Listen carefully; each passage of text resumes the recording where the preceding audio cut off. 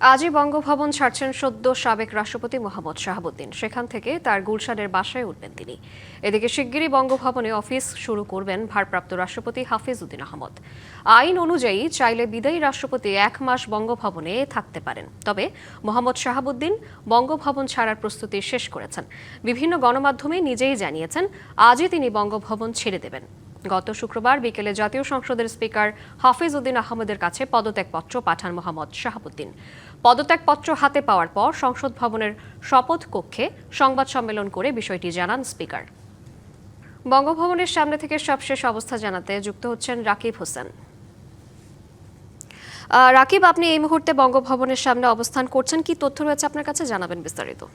পরিবার নিয়ে তার গুলশানের যেই বাসভবন রয়েছে সেই বাসভবনে তিনি উঠবেন। ইতিমধ্যে কিন্তু বাসভবনের যেই আনুষ্ঠানিকতার যে বিষয়গুলো থাকে, গোছ গোছানো এবং পরিষ্কার পরিচ্ছন্নতা, সেই পরিষ্কার পরিচ্ছন্নতার কাজ কিন্তু ইতিমধ্যে সম্পূর্ণ করা হয়েছে এবং এখান থেকে তিনি প্রোটোকল মাধ্যমে কিন্তু সরাসরি আসলে গুলশানের বাসভবনে চলে যাবেন।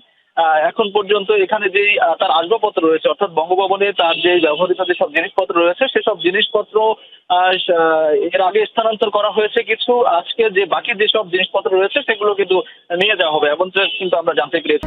বাংলা কিউআর যেখানে নগদ পেমেন্ট সেখানে সারা দেশে 10 লাখেরও বেশি মার্চেন্টে নগদে পেমেন্ট করুন খুব সহজে।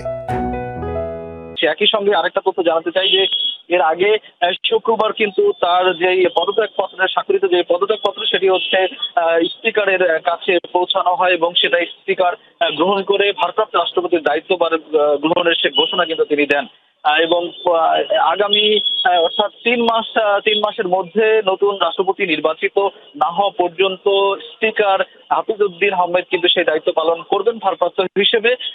একই সঙ্গে দায়িত্ব পালন করবেন এমনটা কিন্তু আমরা জানতে পেরেছি। একই সঙ্গে যেই আরেকটা বিষয় জানাতে চাই যে শাহাবুদ্দিনের যে পদত্যাগের বিষয়টা সেখানে তিনি উল্লেখ করেছেন, অর্থাৎ তিনি অসুস্থতার কারণে মূলত তার এই দায়িত্ব পালন করা আসলে তার পক্ষে সমর্থন নন এবং তিনি দায়িত্ব পালন করতে পারবেন না। এই অসুস্থতার কারণ উল্লেখ করেই কিন্তু মূলত তিনি পদত্যাগ করেন এবং পদত্যাগ করে তিনি নিজ ইচ্ছায় তিনি মূলত এই বঙ্গভবন ছেড়ে যাবেন। এবং আরেকটা তথ্য জানাতে চাই যে মোহাম্মদ শাহাবুদ্দিন গুলশানের যে বাসভবনে রয়েছে সেই বাসভবনে তিনি সপরিবারে উঠবেন। সেখানে এখন কয়েকদিন থাকবেন এবং তার যেই চিকিৎসক ছিল সেই চিকিৎসকের পরামর্শে তিনি উন্নত চিকিৎসার জন্য সিঙ্গাপুর অথবা ব্যাংককে যেতে পারেন এমন তথ্য কিন্তু আসলে আমরা জানতে পেরেছি। এবং একই সঙ্গে এখন পর্যন্ত আমাদের কাছে যে তথ্য রয়েছে যে মোহাম্মদ শাহাবুদ্দিন বঙ্গভবনের ভেতরে রয়েছেন, তিনি দেড়টার ভিতরে এখান থেকে তার গাড়িবহর সরাসরি গুলশানের যে বাসে আসলে যাবে। এই ছিল আমার কাছে বঙ্গভবনের সামনে থেকে সবশেষ। রাকিব, ধন্যবাদ আপনাকে।